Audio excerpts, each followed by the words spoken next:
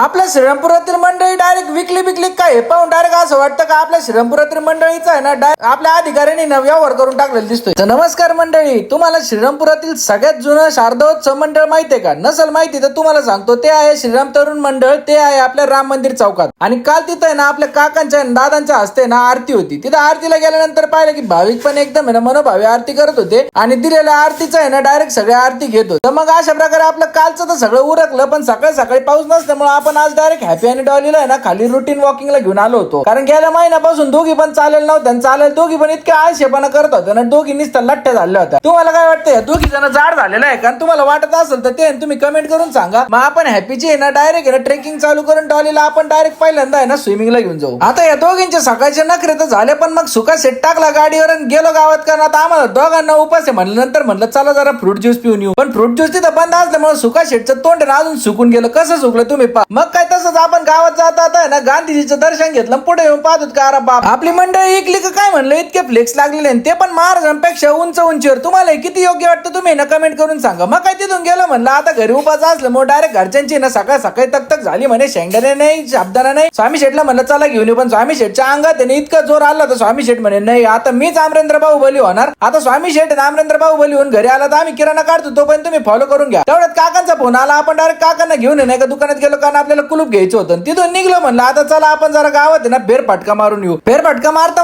आठवलं आपल्या वाराचं टायर फुटलंय। आता मी जाऊन वाराचं टायर भेटतंय काय ते पाहतो। आपण भेटू उद्याच्या ब्लॉग मध्ये।